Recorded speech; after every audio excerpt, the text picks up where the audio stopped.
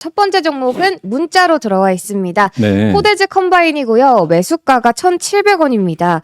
코데즈 컴바인 트럼프 대북 정상외교 본격에 최근에 시세도 잘 나와줬었는데 3개월째 하락세 이어가고 있는 모습이거든요. 지금 1,540원 정도에 거래가 되고 있는데 네.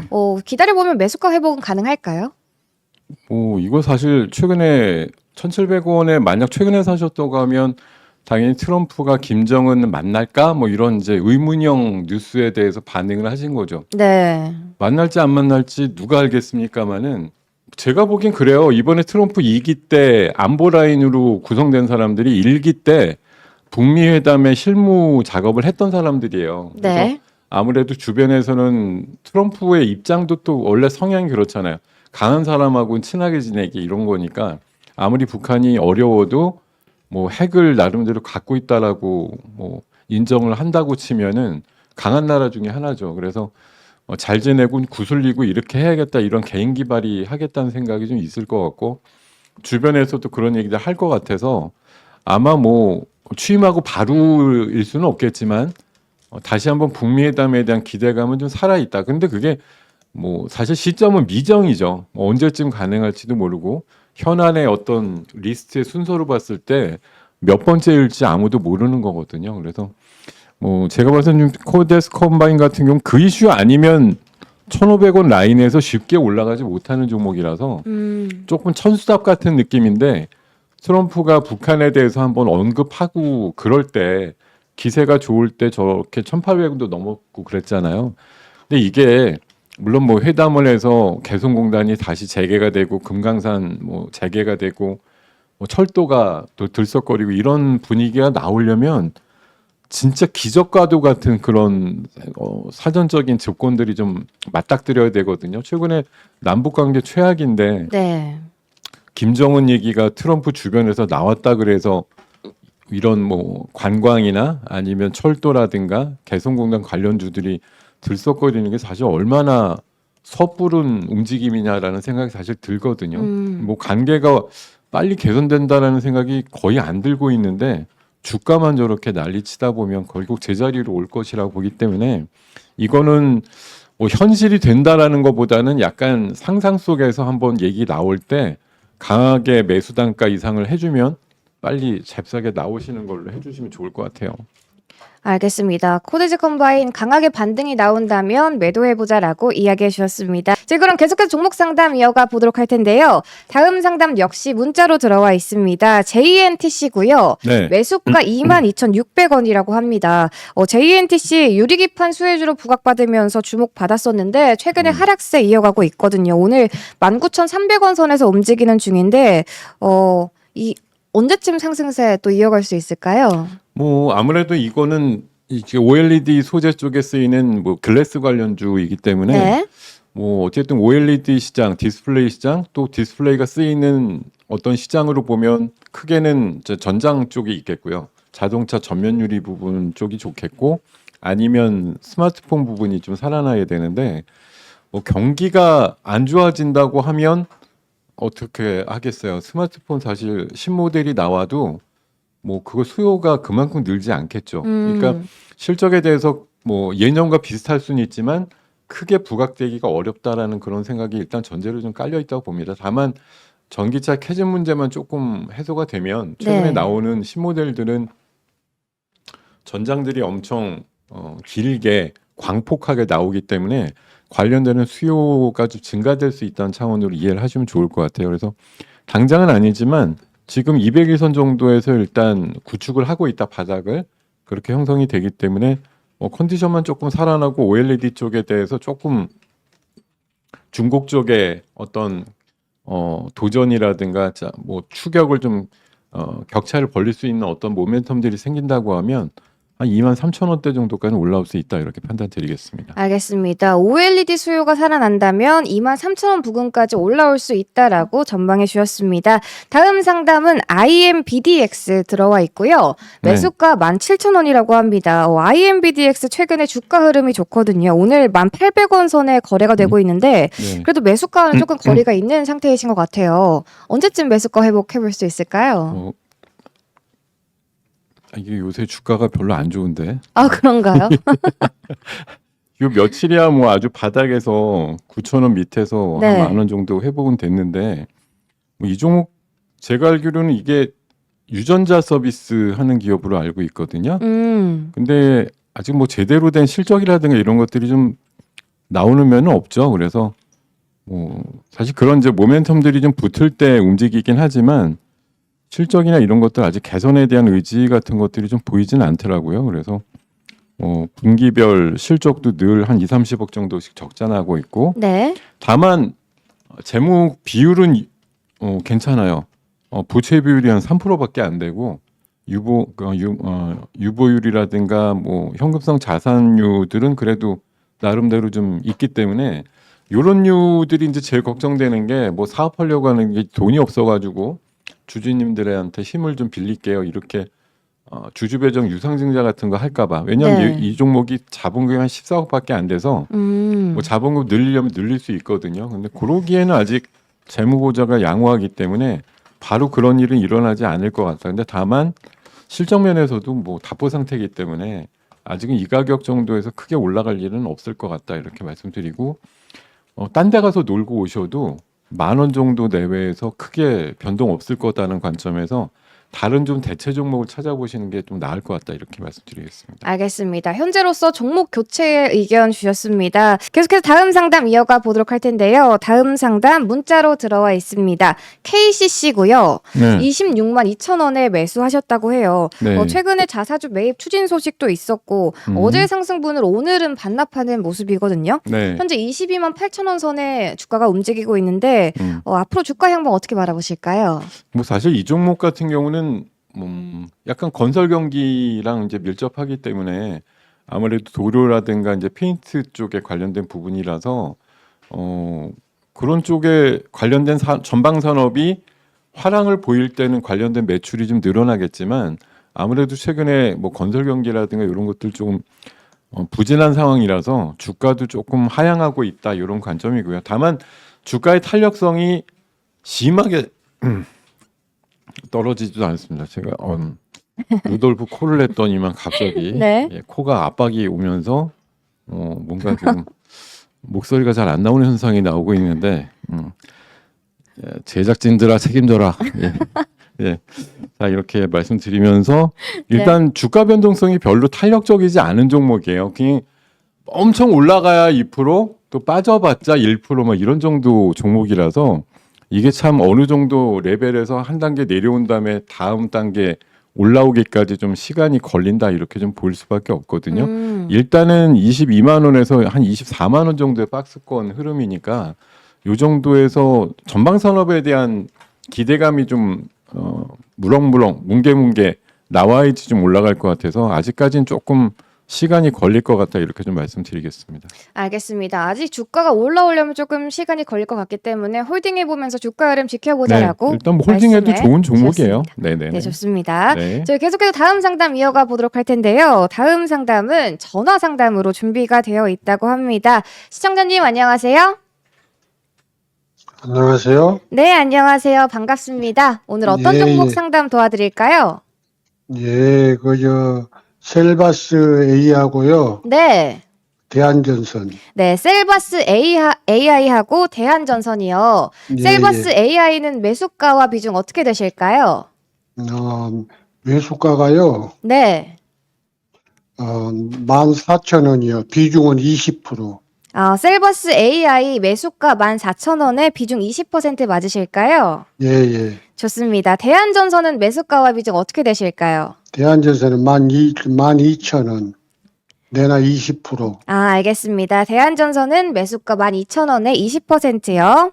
예, 저희 예. 김동엽 대표님 연결해 드리도록 할 테니까요. 궁금하신 점 더 자세하게 여쭤보시면 될 것 같습니다. 누구요? 김동엽 대표님 연결해 드리도록 할게요. 김용덕 씨요? 네, 김동엽 대표님이 지금 함께하고 계셔가지고. 예, 예. 네, 예. 알겠습니다. 아니 누가 하는지도 모르고 전화하신 거예요 지금? 대한전선부터 좀 말씀드리고 싶은데 12,000원에 사셨다고요? 예, 예. 왜 사셨어요? 예? 왜 사셨어요? 방송에서 보고 전선이 앞으로 좋다고 네. 그러고 뭐 그 수주도 뭐 1조 원 이상 하고 그랬다고 그래서 그걸 샀어요. 네. 그 말씀 그대로 믿고 계시죠? 예, 예. 네, 그럼 걱정하실 거 없어요. 그대로 될 종목이니까요.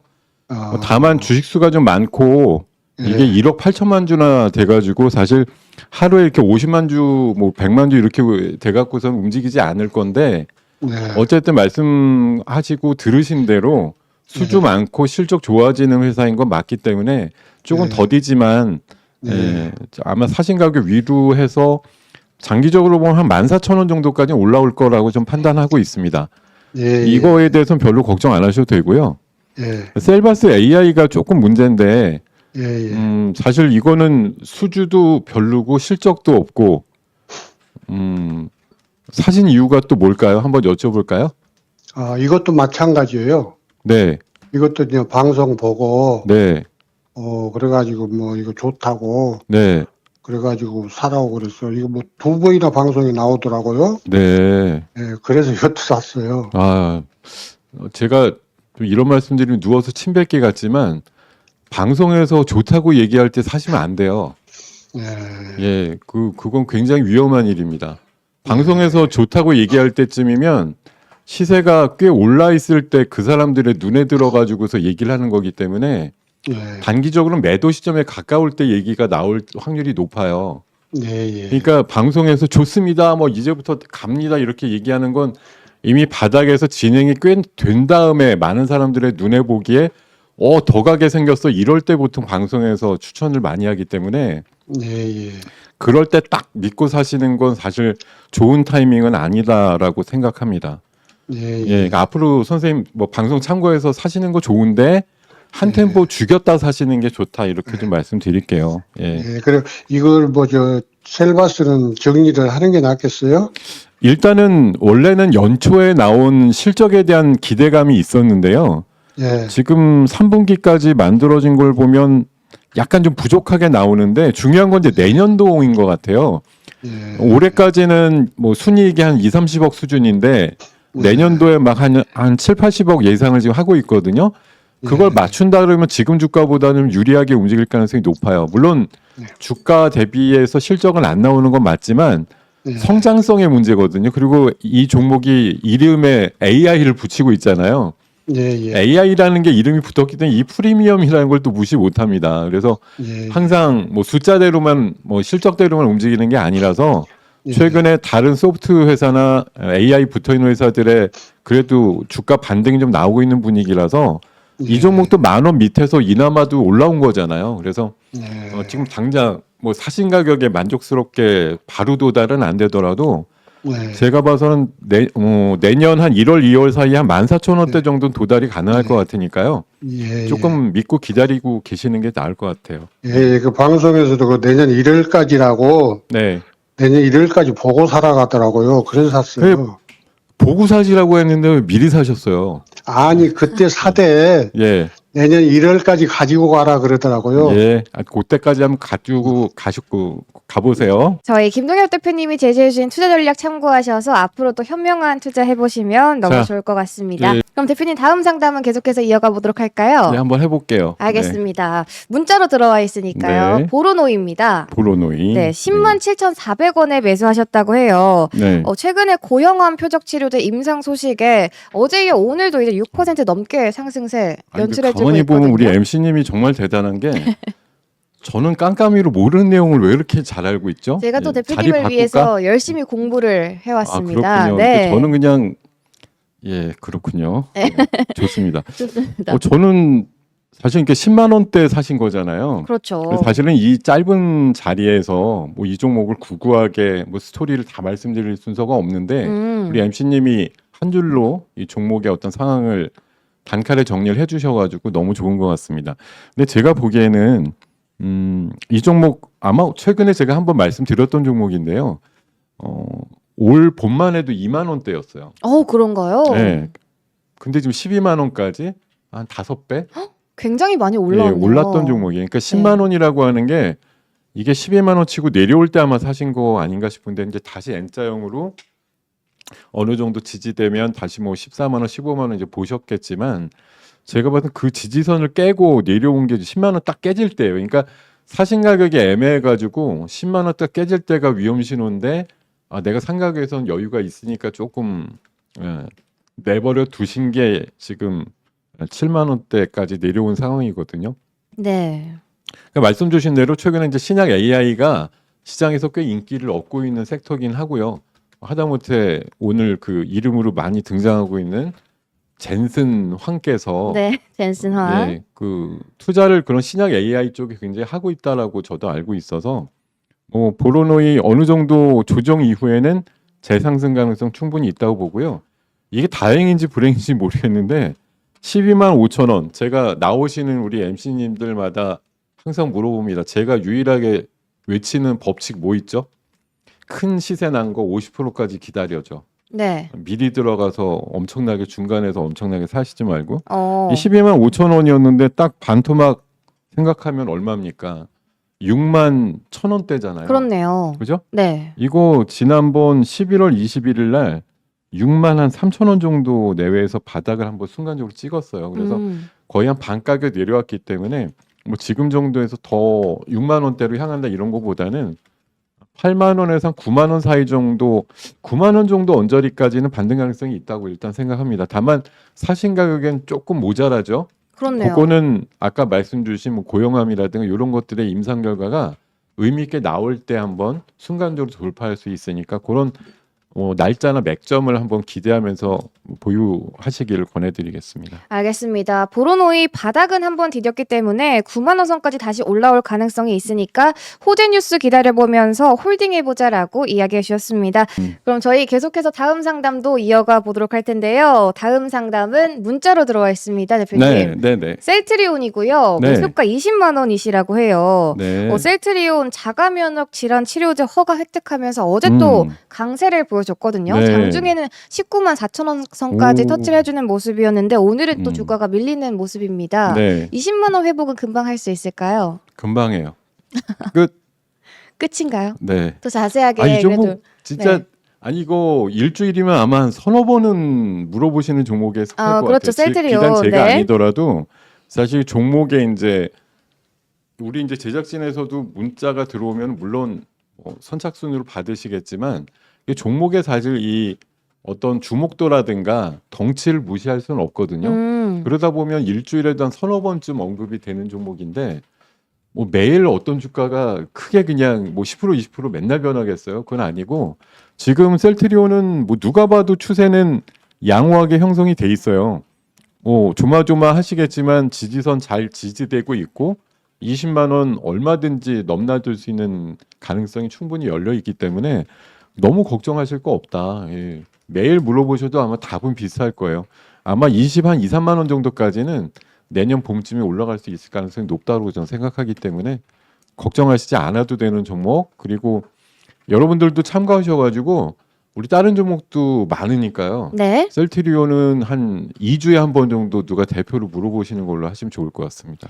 알겠습니다. 셀트리온 기다려보면 매수가 회복 금방 할 거니까 지금 너무 걱정하실 필요 없다라고 이야기해 주셨습니다.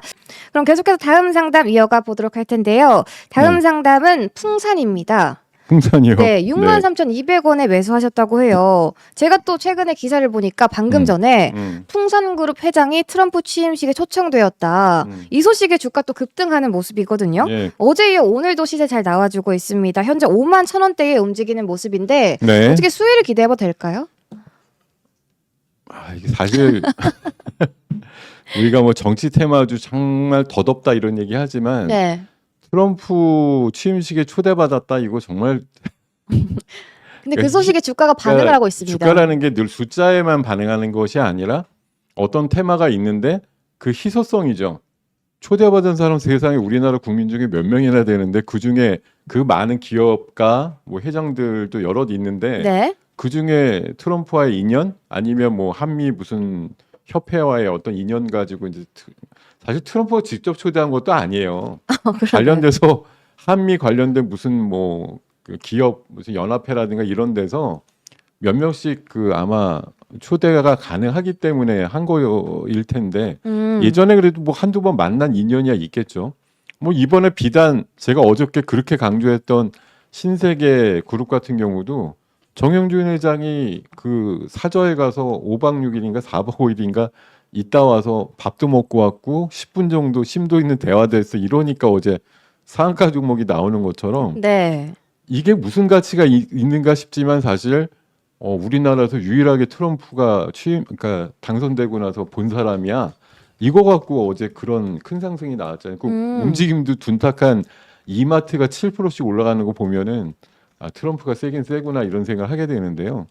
사실 오늘 63,000원대 사셨다니까 옛날 얘기인 것 같고 네. 다행히도 오늘 61,000원대까지 20% 이상 올랐었는데 사실 사람들도 생각해 보면 이게 무슨 의미가 싶은 거죠. 그러니까 오늘 6만 원대 넘었던 게 지금 5만 1,000원밖에 안 해요. 위에서 10,000원 빠졌거든요. 그러니까 이건 물론 취임식 때 돼가지고 뭐 사진 찍는 거 한 번이라도 나오면 또 한 번 올라갈 수는 있겠지만 정말 뭐 우물가에 가서 부대찌개라도 끓여내라는 심보 아니겠습니까? 트럼프 취임식에 초대받았다.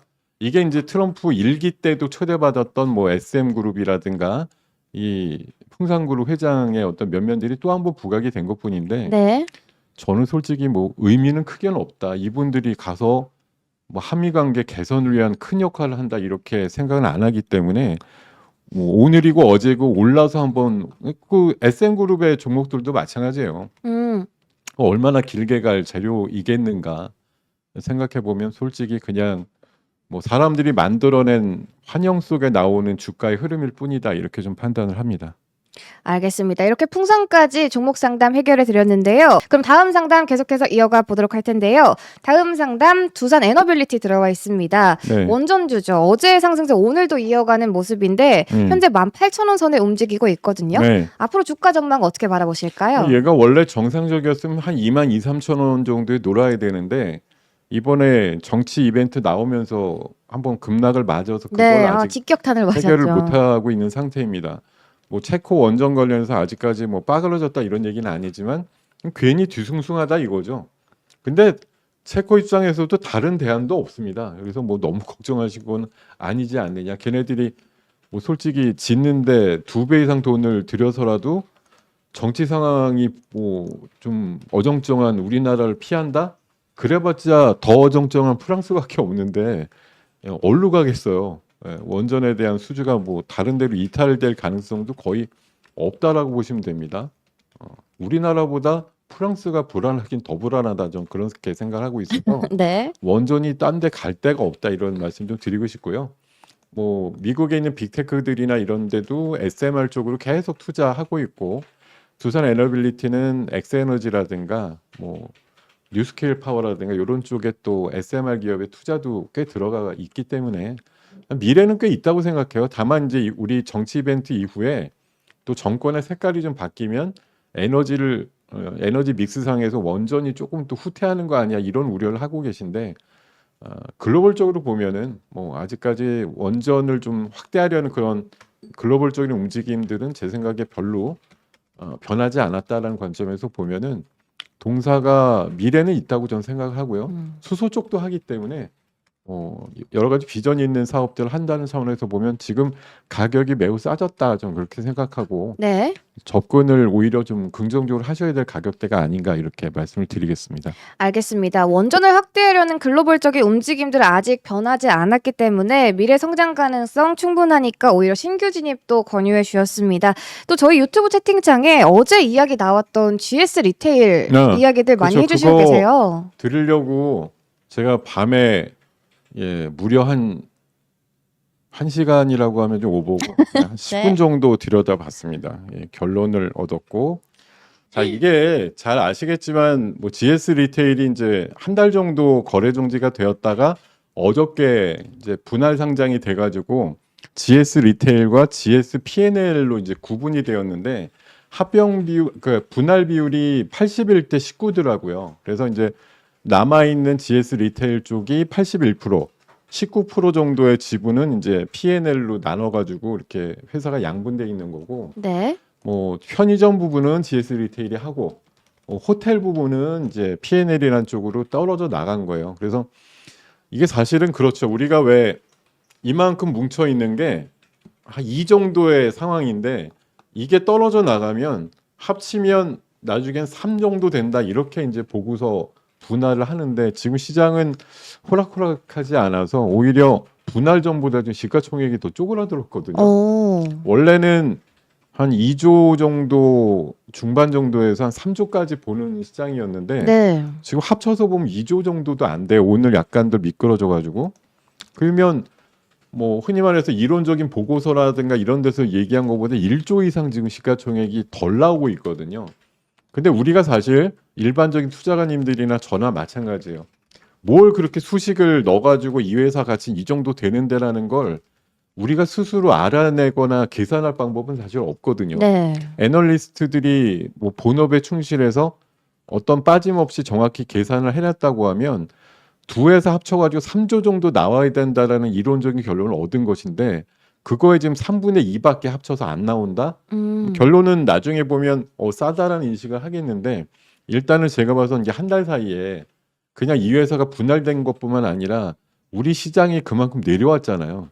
그 부분만큼이 조금 같이 한 달 동안 너 안 내리고 있었지 이 부분이 오히려 지금 반영되고 있는 거예요. 그래서 네. 제 생각에는 분할이 됐지만 이 종목은 합산으로 계산을 하시는 게 맞다.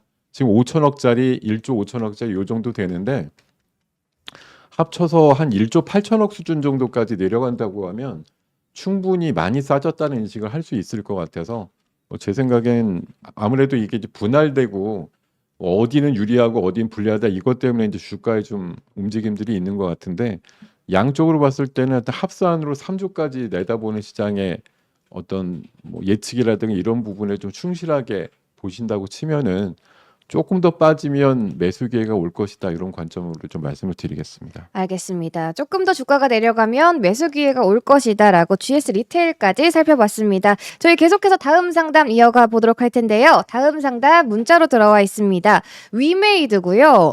매수가 97,000원이시라고 해요. 위메이드 3구를 97,000원이요? 네. 3구일 연속 빨간불을 켜주고 있긴 합니다. 오늘 37,000원 선에 거래가 되고 있는데 네. 매수가가 워낙 높으셔가지고 지금 걱정이 많이 되실 것 같아요. 네. 가상화폐주로도 같이 묶이고 있잖아요. 위메이드 앞으로 주가 전망 어떻게 보실까요? 이게 언제 사셔서 9만 원대가 오. 형성이 됐는지 감이 안 오네요. 제가 심지어 9만 원대라고 하는 거는 한 3년 전쯤에 그런 가격이 오긴 했었는데 네. 최근에 올 봄에 셌어야 8만 원이고 9만 원대라고 하면 사실 좀 심각한 수준의 매수 단가입니다. 제가 4년 전에 이 종목 발굴해가지고 말씀드리고 그런가요? 한 10배 정도 오르면서 굉장히 저 혼자 유명세를 탔다고 생각하고 있는 종목인데 네. 어쨌든 뭐 위메이드는 게임 자체보다 지금 이제 사장이 나가긴 했습니다만 코인의 이미지가 굉장히 강한 종목이죠. 그래서 코인이 잘 갈 때 이 종목이 또 같이 움직여요. 위메이드 코인이 또 있기 때문에 네. 위믹스라고 걔 흐름대로 사실 많이 연동해서 움직이는 경향들이 있습니다. 물론 그거에 굉장히 올인했던 사장이 지금 딴 게임주로 좀 간 바람에 그런 분위기가 잠깐 희석되고 있는 상황이긴 한 것 같고요. 어쨌든 게임 회사니까 게임으로 승부를 봐야 되겠죠. 뭐 좋은 게임이 나오면 3년 전 2021년도인가요? 그때 나왔던 그런 영광을 한번 재현할 수 있지 않을까 그렇게 생각을 해보는데 지금은 요새 또 왜 코인 가격도 조금 주춤하잖아요. 그렇죠. 흔들리고 10만 있습니다. 8천 불 갔다가 9만 5천 불 요 정도 내까지 흐르다 보니까 네. 전반적인 코인들이 비트코인에 연동돼서 움직이다 보면은 코인과 관련된 종목이라고 하는 위메이드나 또 다른 게임 주인 컴투스 홀딩스 같은 경우가 좀 그런 거에 민감하게 반응이 나온다. 코인의 재상승을 좀 먼저 전제로 깔고 위메이드의 상승을 좀 기대하는 흐름이 맞을 것 같고요. 신작에 대해서는 요즘 저는 조금 새 소식을 들은 게 없어가지고 봄까지 좀 기다리셔야 될 것 같다 이렇게 좀 말씀드리겠습니다. 알겠습니다. 위메이드 코인의 재상승을 전제로 깔고 호재 소식이 나올 때까지 주가 흐름 지켜보자라고 이야기해 주셨습니다. 저희 계속해서 다음 상담 이어가 보도록 할 텐데요. 다음 상담 문자로 들어온 종목입니다. 넥스틸이고요. 매수가 1,440원이시라고 해요. 대한고래 관련주로 묶이면서 어제 오늘 상승세 이어가고 있는 모습이거든요. 네. 넥스틸 지금 8,400원 선에 움직이고 있는데 기다려보면 1,400원 선은 금방 회복할 수 있을까요? 뭐 기다려서 그렇게 된다고 하면 네. 요새 제 시간에 유행하고 있죠.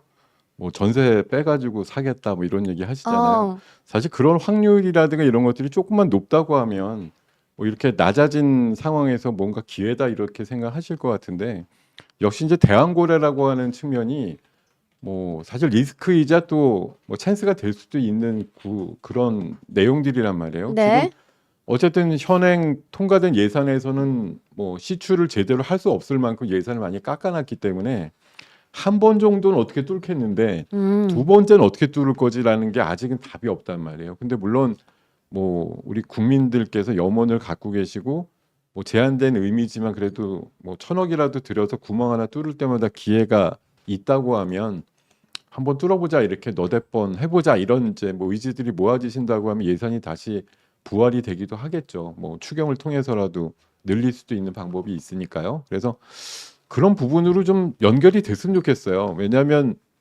뭐 물론 뻥일 수도 있고 신기루일 수도 있는데 뭐 그러기에는 미지의 그 바다 밑에 있는 기대값이 좀 크기 때문에 한번 해보자 이런 분위기는 나올 것 같거든요. 그래서 조심스럽지만 이번에 이 정치적 이벤트가 조금 완료되고 나서 그 다음에 좀 움직일 것 같아요. 예산도 이게 지금은 억누르고 있지만 상황이 국면이 바뀌면 이거 다시 해야지라고 또 누군가 아마 얘기를 할 겁니다. 분명히. 예. 알겠습니다. 넥스틸 정치적 불확실성이 완전히 좀 해소되고 나면 다시 올라갈 가능성이 있다라고 말씀해 주셨습니다. 저희 다음 상담은 전화 상담으로 준비가 전화 상담. 되어 있다고 합니다. 시청자님 안녕하세요. 예, 안녕하십니까. 네, 안녕하세요. 반갑습니다. 오늘 어떤 종목 네. 상담 도와드릴까요? 유한양행이요. 네, 유한양행이요. 네, 매수가와 비중 어떻게 되실까요?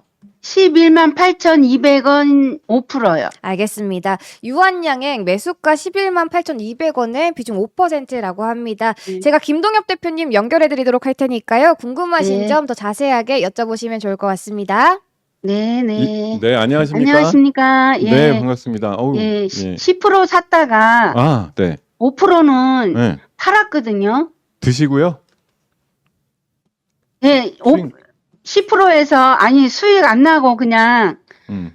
11만 8,100원에 그냥 팔았어요. 거의 사신 가격이에요? 네. 그럼 나머지는 왜 안 팔고? 예. 이게 무슨 미련이에요? 예. 예, 그거는 저는 돈이 조금밖에 안 돼서 그냥 네. 들고 갈까 해서. 근데 지금 전화 주신 시청자님 네, 5%짜리 유한양행에 대해서 질문 주셨는데 네. 나머지 95%는 더 크고 무거운 비중으로 있으신 다른 종목보다 이게 더 제일 궁금하신 거예요? 다른, 예, 예.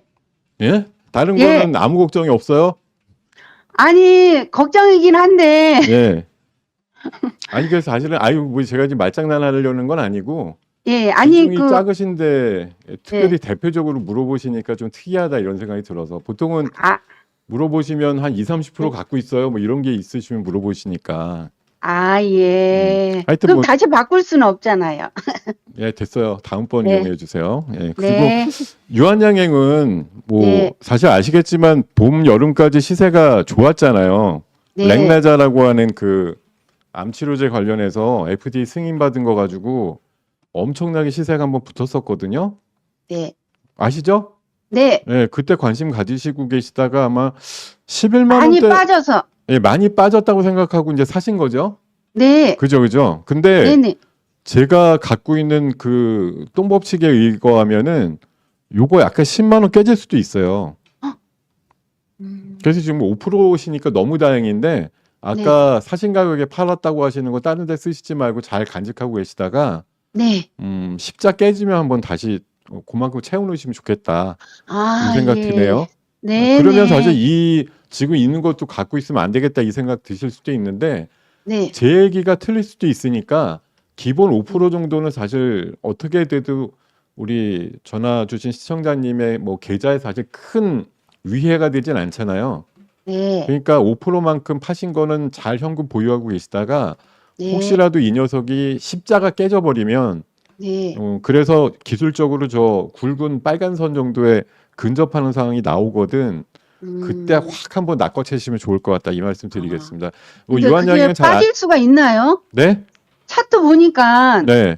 이렇게 기어가던데 거기서도 빠질 수가 있어요? 기어갈 때 그 결말은 네. 기어가서 계속 기는 거랑 네. 결국 기어가다 지쳐가지고 빠지는 거랑 뭐 물론 기어가다 올라가는 경우도 있는데 제가 봐서 길어짐이 이게 기어가는 어떤 속도나 이 간격이 길어질수록 결국은 빠져요. 아, 그렇게 됩니다. 그래서 네. 제 가능성으로 한번 뭐 그렇게 생각해 보시면 좋겠다 이렇게 말씀드릴게요. 알겠습니다. 저희 계속해서 다음 상담 이어가 보도록 할 텐데요. 다음 상담 문자로 들어와 있습니다, 대표님. 네. S51이고요. 네. 58,100원에 매수하셨다고 해요. 58,100원이요. 네, 국제유가 급등하면서 또 11월 달에 정규주들 들썩거려 줬는데 네. S51 3거래일째 또 시세가 잘 나와주고 있는 모습이거든요. 네. 이 상승세 계속해서 이어갈 수 있다고 보실까요? 이게 답은 아니겠죠. 회사한테 미안하지만 저는 한 번도 S51에서 기름을 넣어본 적이 없습니다. 그런가요? 네. 어디서 넣으실까요? 제가 한 20년 SK그룹을 다녔기 때문에 네, SK 주유소만 이용을 하고 있어서 음, 너무 사적인 의견이 많이 들어가 있는 거겠지만 S51은 뭐 사실 회사가 뭐 아람코라든가 이런 거 연대돼 있기 때문에 뭐 회사가 망한다 이런 느낌은 아니고요.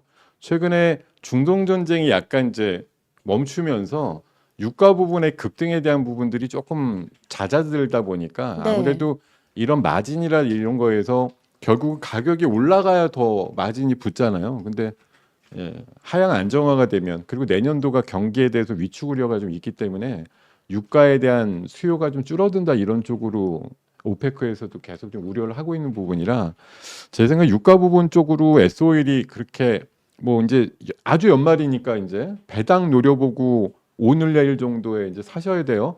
아마 목요일까지는 사셔야 될 거예요. 배당 받으시려면 그런 정도 투자는 해보실 수 있는 지금 영역이다 이렇게 말씀드리겠습니다. 알겠습니다. S51 배당 받으시려면 내일까지 매수를 해봐야 한다라고 네. 말씀해 주셨습니다. 자 지금 속보 떴네요. 네, 어떤 속보가 떴을까요? 제가 기름은 SK에서 만든다고 지금 속보가 떴어요. 아, 그렇네요. S51보다 SK를 더 사랑한다. 어떻게 뭐 예전 맞으실까요? 직장이니까요. 예. 알겠습니다. 약간의 애정이 남아 있는 거죠. 예. 좋습니다. 저희 그럼 계속해서 다음 상담 이어가 보도록 할 텐데요. 다음 상담 역시 문자로 들어와 있습니다. 네오쌤입니다. 9,450원대에 매수를 하셨대요. 네오쌤 3분기 또 최대 실적 기록해 줬잖아요. 지금 주가 1% 넘게 밀리면서 9,100원대에 움직이는 모습인데 네. 어떻게 수익을 보고 실현하실 수 있을까요? 진짜 이 회사가 3분기 때 최대 수익이 났어요? 낮다고 기사를 그래요? 계속 봤습니다. 아니 근데 난 회사 치고는 너무 이상한데 주가가. 왜 그럴까요? 뭐 실적 숫자는 3분기 때 꽤 나온 거 맞네요. 네. 야, 장사를 했구나. 예. 실적은 3분기 때 좋아진 거 맞는데 그 11월 달 아마 중순에 발표가 됐을 터인데 주가가 미동도 없었다. 사실 이게 네오쌤이 뭐 잘 아시겠지만 뭐 HBM이라든가 뭐 CXL 이런 거 관련주로 이제 분류가 되다 보니까 한창 11월 중순이라는 게 뭐 실적은 잘 나왔지만 삼성전자 주가가 계속 이제 내려오고 있는 상황이라서 관련된 섹터들이 뭐 동반해서 같이 좀 하향세를 띠는 그런 시간대가 아니었나 생각이 들고요. 네. 어제 움직임이 조금 이 반도체라든가 이런 소부장들이 움직인 게 이제 반도체 소부장 관련해서 이제 그 하이닉스라든가 삼성전자의 보조금이 확정이 되다 보니까 이러면 이제 빼도 박도 못하고 이제 미국에다 어느 정도 건설하고 투자를 해야 된다. 이런 차원으로 보면 관련되는 뭐 부품이나 장비단이 매출이 일어날 것이다. 이렇게 보는 시각에서 움직였던 것 같아요. 그래서 그런 부분이 있고 오늘 뭐 새벽녘에도 미국의 반도체 주식들은 굉장히 양호했거든요. 네. 좋은 흐름이 나왔는데 그 부분이 우리 시장은 지금 이어가지 못하고 있지만 저는 아까도 처음에 좀 말씀드렸는데 저는 어떻게든 악착스럽게 지수가 플러스로 끝날 거다 저는 아직까지 그렇게 믿고 있습니다. 이번 주 내내 네. 플러스로 끝나야 돼요. 그러지 않으면 제가 어저께 얘기한 게 거짓말이 되기 때문에 거짓말쟁이라는 말은 제가 못 듣겠습니다. 예, 그래서 여러분들께서 십시일반 도와주셔서 네. 이따 지수는 어떻게든 플러스 내줘야 된다. 강권하겠습니다. 예. 알겠습니다. 저희 이렇게 네오쌤까지 이야기 나눠봤는데 저희 그럼 계속해서 종목 상담 이어가 보도록 할 텐데요. 다음 상담 역시 문자로 들어와 있습니다. KTNG고요. 네. 122,400원에 매수하셨다고 해요. 네. KTNG 최근에 주가 흐름이 좋지가 않습니다. 계속 파란불을 켜주고 있는데 지금 109,000원대에 움직이고 있는 모습이거든요. 네. 어떻게 기다려보면은 상승할 수 있을까요? 사실 여러분들께서 생각해보면 이 회사는 사실 두 가지 아니에요. 딱 떠오르는 게 뭔가요? 딱 두 가지. KTNG. 예? 하나는 이거고 하나는 어. 뭐 사람 인자로 이렇게 생겼다는 홍삼. 네. 예, 그거 관련해서 두 가지 이미지가 떠오릅니다. 근데 어떻게 보면 건강과 관련해서 굉장히 상반된 이미지죠. 그렇네요. 병 주고 약 주고 홍삼과 뭐지? 네. 뭐 이렇게 떠오르기도 하고 사실 회사에서도 이미지가 있기 때문에 뭐 담배 쪽은 그렇게 강조를 안 해요. 자기는 그냥 건강관리 기업이다 이렇게 얘기를 하는데 담배를 파시면서 건강관리라고 얘기를 좀 붙이기는 좀 어렵지 않나 그런 생각이고요. 네. 스테디하게 한 1조 정도씩 그 순이익이 나오는 회사이기 때문에 어떻게 보면 성장성은 사실 뭐 담배류를 성장으로 붙이기는 어렵고 홍삼에 대한 어떤 글로벌 니즈라든가 수요 증대를 통해서 뭐 전 세계적인 글로벌 건강관리 기업이다 이렇게 뭐 포장이 되면 아마 주가는 좀 오를 수 있지 않을까 생각이 들고 아마 최근에 제가 알기로는 그 행동중이나 이런 데서 KTNG에 대해서 굉장히 한번 자극을 시킨 적이 있는 걸로 알아요. 너네 가치 충분히 있는데 왜 이따위로 영업을 해? 뭐 이렇게 그런 또 쿠션이 들어오면 또 자극적으로 뭐 배당을 좀 한다던가 이런 관점에서 유리한 주주환원청이 나올 수도 있다 이렇게 생각이 들거든요. 그래서 저는 뭐 이 기업이 담배로 성장한다 이런 개념보다도 홍삼을 계속 밀고 나가서 홍삼의 뭐 절대적인 우위를 갖고 있는 뭐 글로벌적인 어떤 헬스케어 기업 이런 식으로 좀 포장이 된다고 하면 주가가 충분히 오를 수 있는 요인이 있는데 뭐 주가가 워낙 이게 이제 K라고 시작되는 종목들이 안고 있는 숙명인데 무겁죠, 무거워. 이 종목을 누가 그렇게 막 땡겨서 막 올라가고 이렇게 안 하잖아요. 매일 움직이는 폭들이 굉장히 작습니다. 그래서 촘촘하게 오랫동안 추세를 이어가야 웬만큼 올랐다 내렸다 이런 게 좀 드러나는 기업이니까요. 네. 사실 이 기업은 뭐 그냥 안전한 투자 원하시는 분들이 지금 들어가서 매매라기보다는 보유하고 정안되면 배당 받아야지 이렇게 생각하신 기업으로 보시는 게 좋을 것 같아요. 이거는 어떤 주가적인 상승분을 먹고 잘 나오자 이런 쪽의 투자에는 조금 적합하지 않은 기업으로 판단합니다. 알겠습니다. KTNG 안전한 투자를 추구하시는 분들은 배당금까지 노려보고 오자라고 이야기해 주셨습니다. 다음 상담 역시 문자로 들어와 있고요. 아모레퍼시픽입니다. 매수가 12만 8천 원이시라고 해요. 최근에 또 중국 시장에서 실적 받는 기대감도 나와줬었는데 어제 상승분 반납하면서 현재 10만 8천 원대에 거래가 되고 있습니다. 아모레퍼시픽 앞으로 주가 전망 어떻게 보실까요? 주가 전망은 약간 뭐 좋은 것도 있고 아닌 것도 있는 것 같아요. 그러니까 중국이 지금 부양책을 계속 써가지고 내년도에도 더 큰 확장 정책을 하게 됐을 때 아무래도 중국인들의 소비가 현재 사실 되게 닫혀 있지만 이 부분들이 만약 뚝이 무너지게 돼서 일단 쓰고 보자 이렇게 돼버리면 아모레퍼시픽에 대한 뭐 중국향에 대한 매출단이 회복될 수 있다라는 기대감이 있는 거고요. 그게 과연 어느 시점에서 뚝이 무너질까에 대해서 사실 아무도 모르죠. 왜냐하면 1년 내내 중국은 계속 부양책을 했는데 그럼에도 불구하고 중국의 소비 자체가 그렇게 원활하게 늘었다는 얘기들이 별로 없습니다. 그래서 네.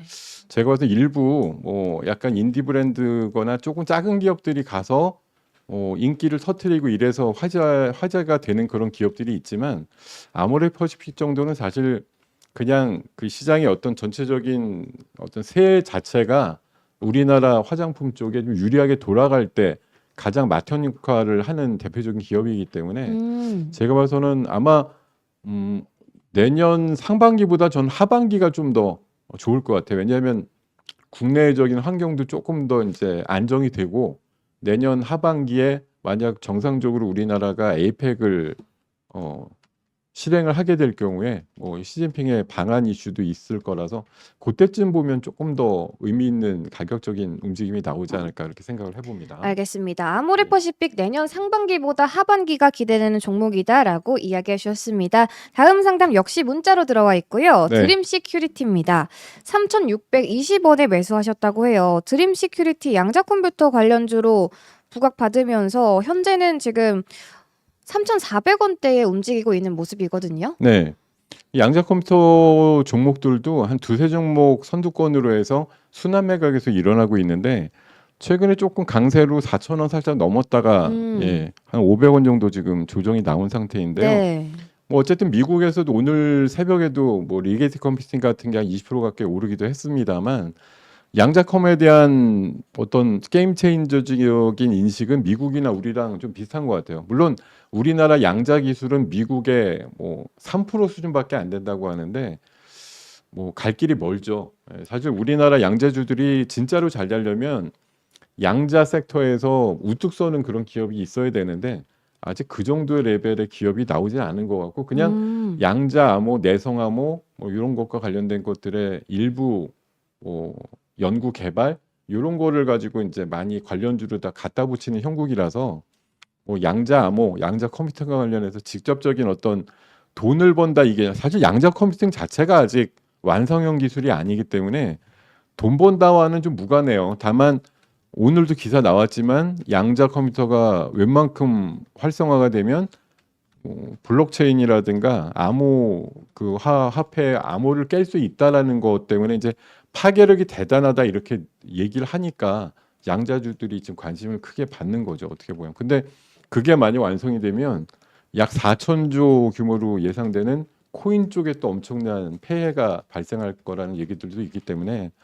약간 뭐 산업별로 약간 좀 줄다리기 이런 부분도 있는 것 같고요. 네. 어쨌든 양자와 관련된 이슈를 머금고 있다고 하면 아마 제 생각에는 내년도 1년 내내 이번에 CS 2025의 주요 테마 중에 하나도 양자예요.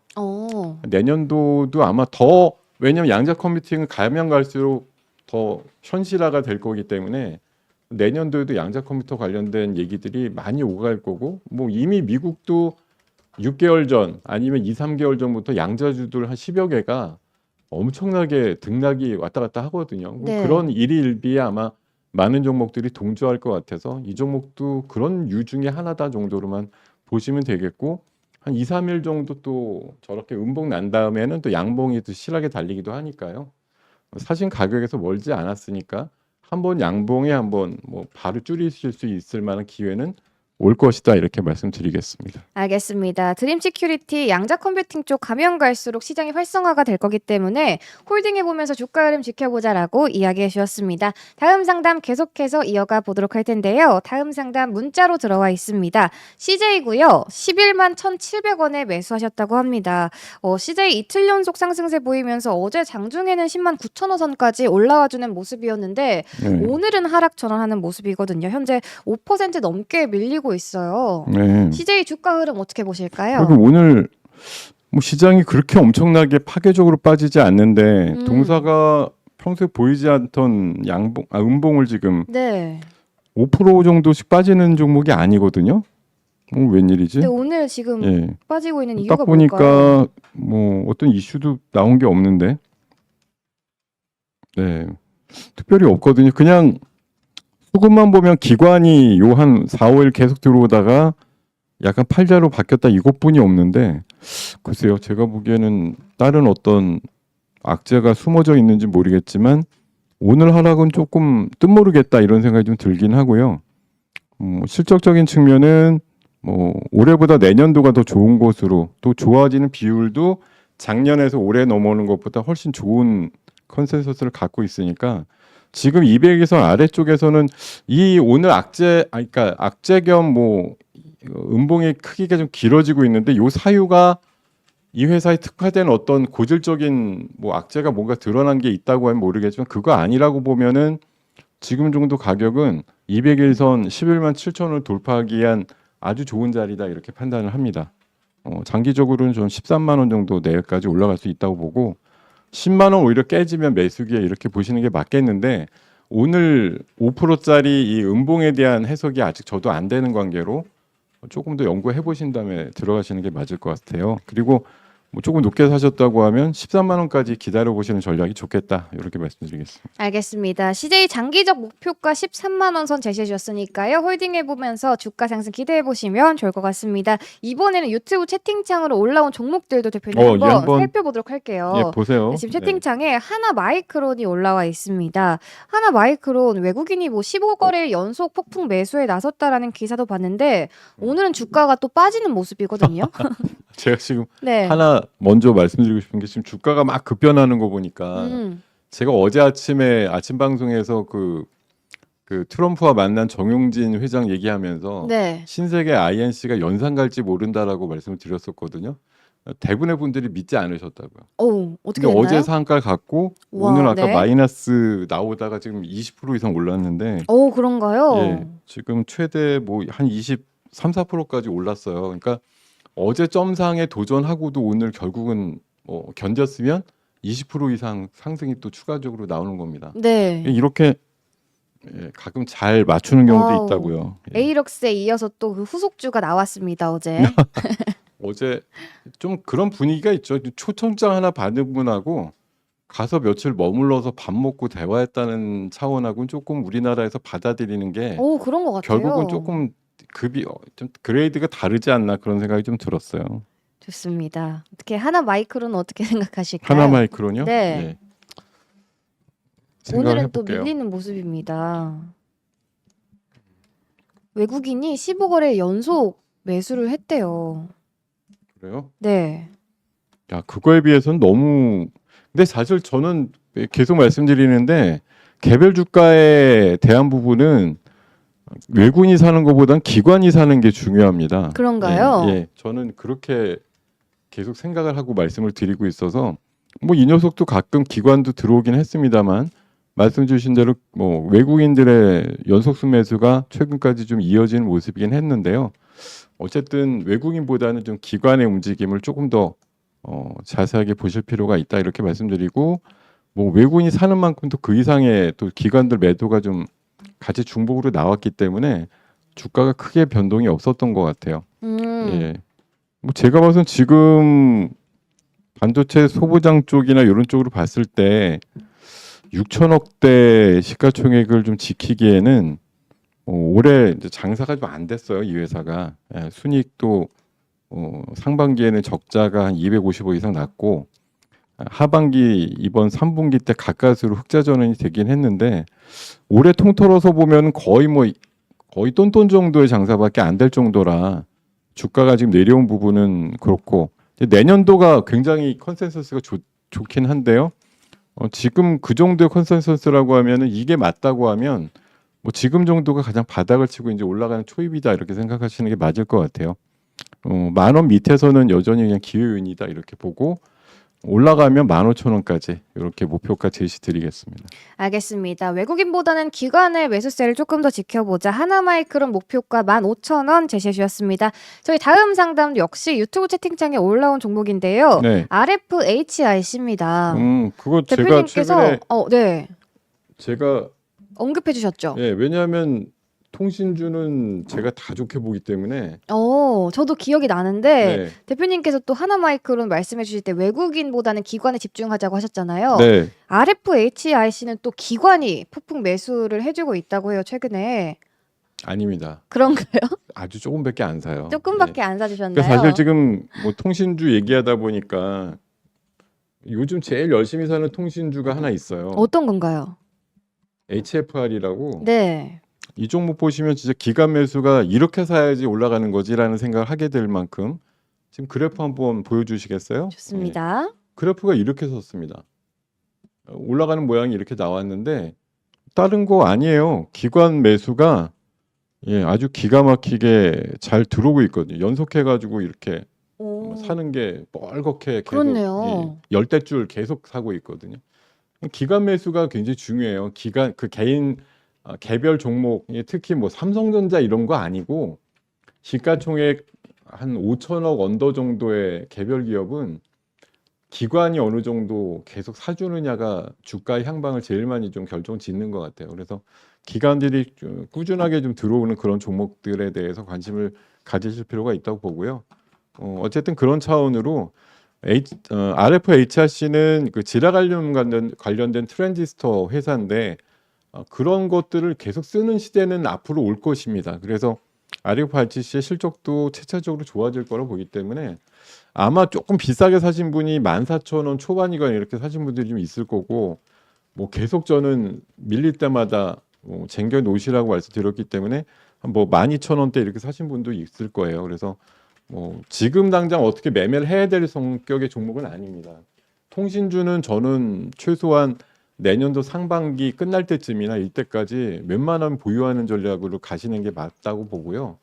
뭐 오늘 수익 플러스 아침 시간에도 지난주에 말씀드려서 솔리드도 말씀드렸었지만 솔리드, HFR, 뭐 RFICC, 아까 말씀드려서 삼지전자 같은 그런 유들은 아마 내년도 상반기 때 꽤 변동성을 가져올 수 있는 통신 섹터의 관련주로서 기대감이 있다 이렇게 말씀드리겠습니다. 알겠습니다. RFHIC 실적도 앞으로 좋아질 것이기 때문에 또 우리 김동엽 대표님께서 통신 쪽 긍정적으로 바라보고 계신 만큼 현재로서 홀딩해보면서 지켜보자라고 이야기해 주셨습니다. 다음 상담은 문자로 들어와 있고요. 네. 파두입니다. 파두. 네, 파두 22,200원에 매수하셨다고 해요. 이 종목이 요새 뭐 화제죠. 파두 끝이 없다 뭐 이런 얘기까지 하면서 짤이 돌기도 하고 네. 그리고 최근에 사실 뭐 아시겠지만 어제 같은 경우는 이게 양봉이 났지만 주가가 많이 빠졌어요. 그 전날 뭐 검찰 송치 이슈가 나오는 바람에 네. 이게 이제 뭐 말 그대로 뭐 몇 달 전에 이제 화제가 됐던 거죠. 뭐 실적을 좀 감추고 상장을 강행했느냐 이런 거에 대해서 이제 다툼의 여지가 있는 상황인 것 같고 뭐 회사에서는 일부러 뭐 어떻게 한 건 아니다라고 이제 강변을 하시겠지만 여러 투자가님들의 상황을 보면은 분명히 알고 있었는데 이제 뭐 감추고서 상장한 거 아니야 이런 시각들이 많습니다. 그리고 매출이 워낙 또 안 나왔고 그 해당 분기에 그러다 보니까 회사가 지금 사실 그런 이제 사법 리스크나 이런 거에서 자유롭지 않기 때문에 글쎄요 오늘 반등이 나오는 게 뭐 무슨 의미일지 모르겠어요. 뭐 송치는 됐는데 뭐 무혐의 판결이 날 것이다 이렇게 뭐 누군가 예상을 했는지는 모르겠습니다만 어쨌든 결론이 나지는 않았기 때문에 불확실성을 여전히 내포하고 있는 종목이라서 저는 물론 이게 뭐 완전 무혐의고 뭐 하면 좋겠지만 그렇다고 해도 문제는 뭐냐? 돈을 여전히 못 벌고 있는 거는 바뀌지 않는다는 거죠. 그걸 알았냐 몰랐느냐가 중요한 게 아니라 회사가 여전히 뭐 주가를 위쪽으로 당길 수 있는 실적이 나오느냐 아니냐가 중요한 거잖아요. 매출단은 다행히 조금 회복은 되고 있어요. 1, 2, 3분기 대비해 보면 1분기 때 20억, 2분기 때 70억, 3분기 때 100억 이런 식으로 매출단은 늘어나는데 문제는 뭐냐? 네. 그거 늘어나는 거만큼이나 그 이상으로 순손실이 크게 늘어나고 있으니까 그게 문제죠. 올해 지금 3분기까지만 누적이 600억 이상 지금 적자가 나 있기 때문에 네.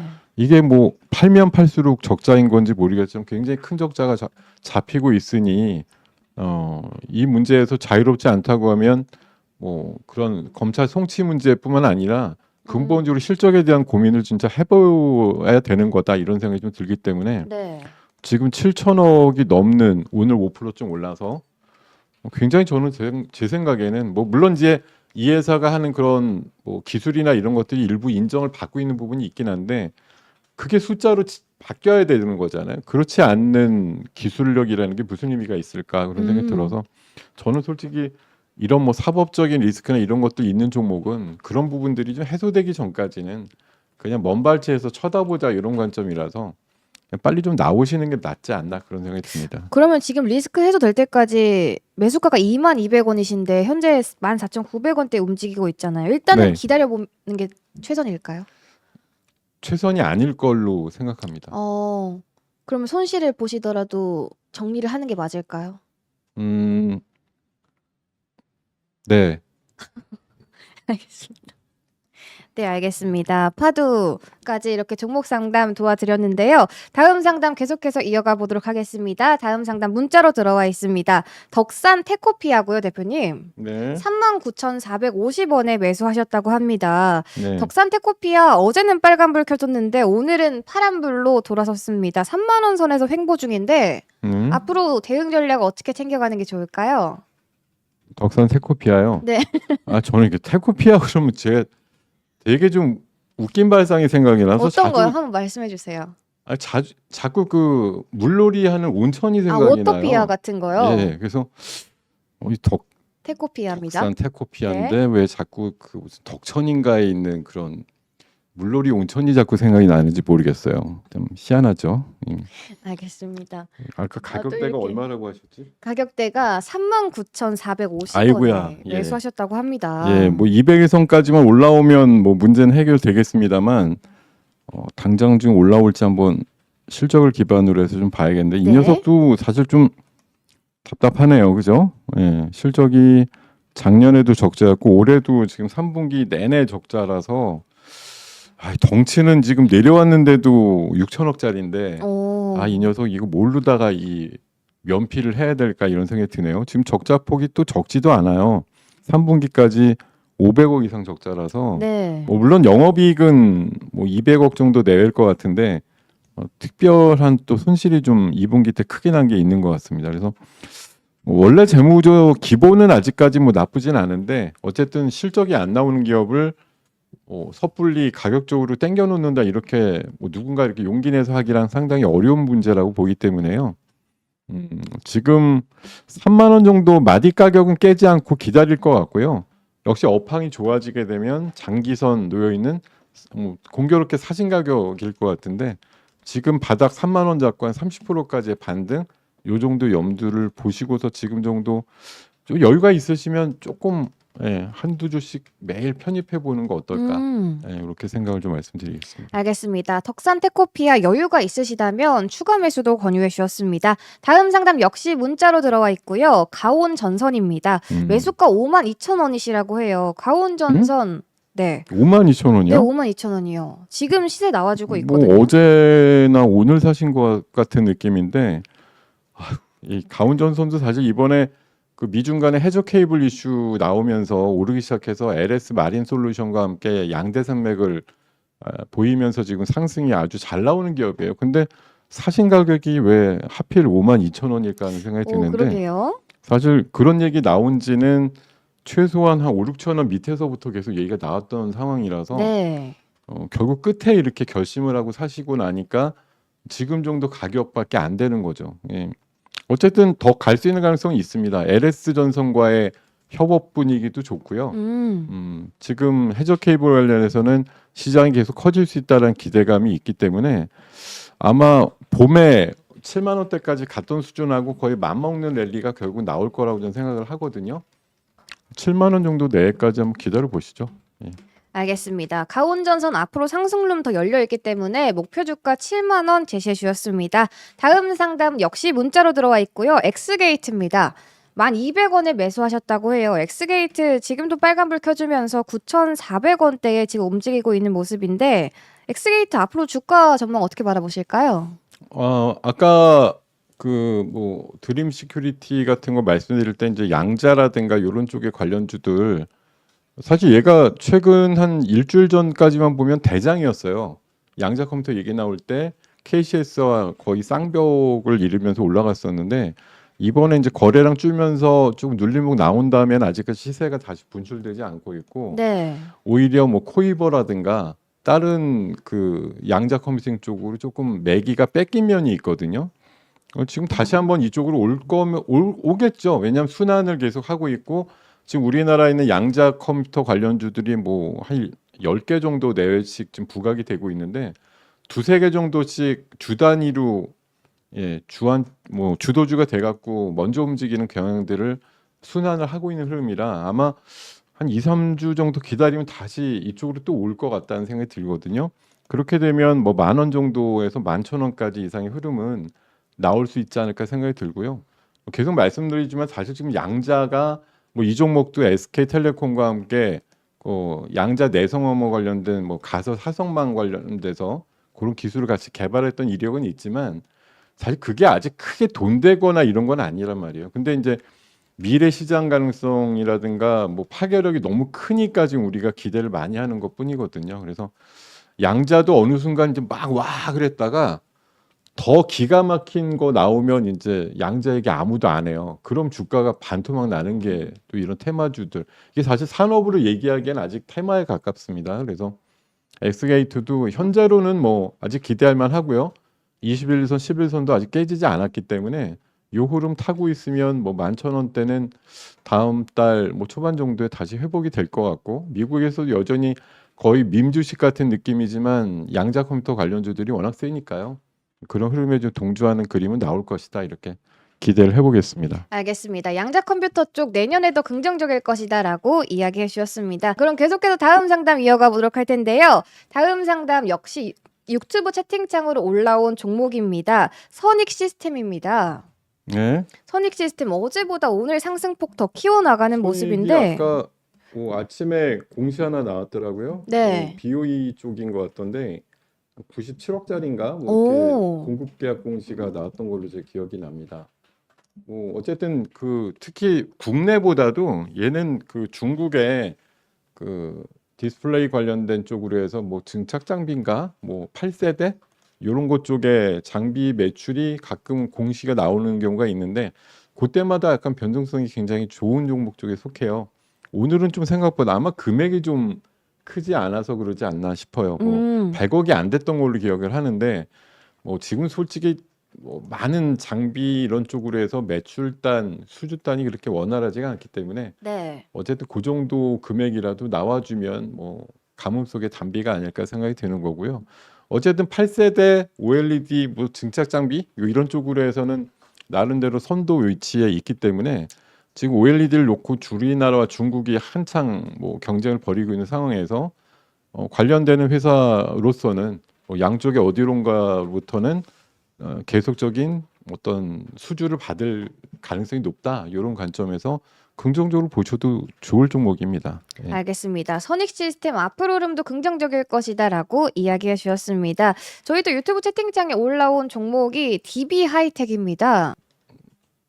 DB 하이텍은 네 사실 뭐 DB 하이텍이 한때는 뭐 파운드리 쪽만 해가지고 엄청나게 이제 소액 파운드리 쪽으로 해갖고 굉장히 이 종목이 지금 이렇게 200일선 밑에 있지 얘도 한때는 뭐 엄청나게 조명을 받았던 기업이에요. 6만 원대 가고 이렇게 했던 기업이 지금 뭐 반 가격밖에 되지 않는 상황인데요. 어쨌든 지금 분위기는 결국 뭐 반도체에 대한 겨울론 이런 것들이 좀 깨지고 나야지 뭐 올라갈 텐데 안타깝게도 저는 그런 생각이에요. 반도체 겨울은 결국은 오고 있다. 오고 있죠. 우리가 뭐 앞으로 이제 AI가 무궁무진하게 더 뭐 펼쳐지게 되면 반도체가 결국 흥할 것이다 이렇게 보는 시각이 있지만요. 제가 보기에는 반도체 겨울은 오고 있다. 왜냐하면 중국산의 그 레거시 디램의 무차별적인 공격으로 좀 뭐 가격대가 엄청 빠지고 있다는 것도 그렇고 네. 지금은 하이닉스가 혼자 거의 분전하고 있지만 결국은 시간이 가면 삼성전자, 마이크론이 어느 정도 수율을 맞추면서 HBM에 대한 공급이 어떻게 보면 공급자 위주에서 수요자 위주로 좀 바뀔 가능성이 높다고 생각이 들어요. 그래서 제가 봐서는 내년 이맘쯤 되면 오히려 반도체는 진짜 겨울이 올 수도 있다고 생각하거든요. 그러니까 내년 봄 정도에서 여름 넘어갈 때 정도에 한번 마지막 피날레가 나올 수 있는 반도체에 대한 관점 이렇게 좀 보고서 대응을 하시면 좋겠습니다. 알겠습니다. 이렇게 유튜브 채팅창으로 올라온 DB 하이텍까지 상담 도와드렸는데요. 다음 상담 역시 유튜브 채팅창에 올라온 종목입니다. 레인보우 로보틱스인데 대표님도 로봇주 긍정적으로 바라보고 계시잖아요. 내년에 뭐 만약 제 생각이 맞다고 하면 내년도는 로봇과 통신에다. 네, 통신과 로봇. 네. 이렇게 말씀드리고 싶고 레인보우는 사실 뭐 작년도 초반이 흐름이 엄청났죠. 원래 별로 그렇게 관심 있는 로봇 아니었는데 삼성전자가 15% 정도 지분을 가져가면서 거의 삼성 식구화 됐기 때문에 삼성 그룹에 안에 있는 로봇주로 지금 뭐 이름만 저렇지 그냥 어차피 삼성이 보유한 로봇주라고 다들 알고 계시잖아요. 근데 삼성은 여러 가지 이리저리 막 밀어줍니다, 많이. 그래서 뭐 최근에도 주가가 뭐 어떻게든 형성이 어느 정도 되고 있죠. 실적이나 이런 게 아직까지는 뭐 불투명할 정도로 사실 별로 없는데도 주가 시가총액이 3조 원 가까이 나온다? 이거 사실 얼마나 행운입니까? 이 회사 입장에서는 말도 안 되게 정말 행운을 안고 있는 거죠. 뭐 네. 결국은 삼성이 전폭적으로 밀어주고 또 삼성향의 휴머노이드 로봇이 나오게 되었을 때 주목을 받을 수 있는 가장 대표적인 기업으로 바뀔 거라고 보는데 진짜 분발해야 됩니다. 이거 숫자가 너무 창피할 정도로 없거든요. 한 분기에 분기 매출이 30억밖에 안 나오는데 이 회사가 3조짜리 가까운 시가총액을 갖고 있다라는 건 진짜 삼성의 뭐 브랜드 가치가 제가 봐서는 한 2조 5천억은 되는 것 같은 느낌이에요. 예. 사실 회사가 빨리 좀 성장을 해야 되는데 우리나라 로봇주들의 면면이 그래서 안타까워요. 그러니까 막 이름은 막 거명이 로봇주 이럴 때 막 얘기들이 많이 나오지만 네. 매출 단위 다 구멍가게 수준이다 보니까 너무 성장성에 비해서는 수치들이 못 따라온다 이런 얘기들이 많거든요. 레인보우나 이제 두산 로보틱스 같은 것들이 빨리 좀 역할을 해주는 시기 와야죠. 그래서 대장주들이 뭐 1,000억대, 2,000억대 매출 이상 나오면서 나머지 애들이 끌고 가는 그런 모습이 나와야 되는데 지금 우리가 너무 로봇에 대해서 그림 같은 환상을 갖고 있는 거에 비해서는 로봇주들의 면면이 너무 좀 부족해요, 아직은. 그래서 이게 연속성이 잘 없습니다. 재료가 나와서 올라가도 재무제표 까보면 너무 답답하거든요. 회사들이 뭘 하는지 모르겠다 이런 회사들이 너무 많기 때문에. 네. 저희 다음 상담은 전화 상담으로 준비가 네. 되어 있다고 합니다. 바로 연결을 해보도록 하겠습니다. 시청자님 안녕하세요. 예, 안녕하세요. 네, 안녕하세요. 반갑습니다. 오늘 어떤 종목 네. 상담 도와드릴까요? 효성중공업요. 네, 효성중공업이요. 매수가와 네. 비중 어떻게 되실까요? 매수가 한 4만 원 되는데요. 네, 40만 4천 원이신 거죠? 44만 원. 44만 원이신가요? 예, 그럼 보유 비중 어떻게 되실까요? 한 20% 넘어요. 네, 효성중공업 44만 원에 20% 가지고 계시다고 하는데 제가 김동엽 대표님 연결해 드리도록 할 테니까요. 저 궁금하신 네. 점 자세하게 여쭤보시면 좋을 것 같습니다. 예, 네, 안녕하십니까? 예, 네, 안녕하세요. 이거 오늘 아까 장중에 좀 많이 빠졌었는데, 예, 그죠? 아까는 진짜 많이 빠졌어요. 네, 13%나 빠졌었는데 오늘 예, 혹시 뭐 빠지면서 약간 뜨악하셨겠습니다만 혹시 빠진 이유에 대해서 알고 계신 게 있으신가요? 몰라요. 모르세요? 그래서 전화 드렸습니다. 아, 예. 예, 지금 표면적으로 나와 있는 뭐 뉴스나 이런 것들은 이제 잡힌 것들이 없었기 때문에 오늘 예, 장중에 왜 이렇게 내렸나 싶은 생각이 드는데요.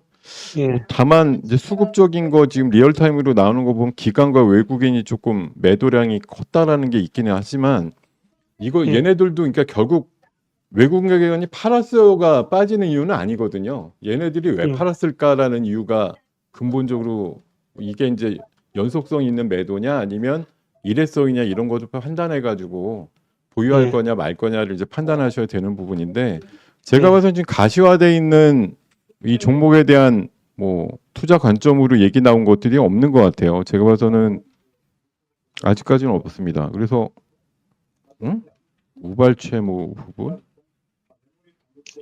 며칠 전에도 또 이렇게 많이 빠졌거든요. 며칠 전에요. 예. 그저께도 한번 4% 마이너스가 있었고 공교롭게 그 정배열로 해서 약간 올라가는 흐름에서 한 4, 5일 전부터 음봉이 한 두세 번 달리면서 주가가 예. 갑자기 지금 21선, 60일선 깨고 내려오는 그런 상황이 됐거든요. 근데 제가 이거 지금 이유를 모르면서도 말씀드리고 싶은 그거예요. 지금 전화 주신 여러분 뭐 시청자님께서도 예, 이유를 모르겠는데 빠질 때가 제일 위험한 거거든요. 예, 이게 딱 드러난 거 이유가 있으면 내가 이거 몇 프로짜리다 어느 정도 빠지겠다 이런 걸 가늠할 수가 있는데 그냥 난데없이 빠져버리면 그냥 공포는 느껴지는데 상황도 모르겠고 이게 도대체 나중에 며칠 있다가 뭔 문제가 결국은 드러날 거지에 대해서 예단할 수 없다라는 게 어떻게 보면 제일 불안한 면인 것 같아요. 그래서 예, 제가 봐서 오늘 뭐 13%에서 반쯤 꼬리를 달아서 다행이긴 한데 다시 있다가 오후라든가 내일 오늘 저점을 다시 깨는 흐름이 나오면 저는 예. 조금 비중을 좀 관리하실 필요가 있다고 생각이 들어요. 자칫하다가는 한 예. 35만 원대 밑으로 내려갈 수도 있습니다.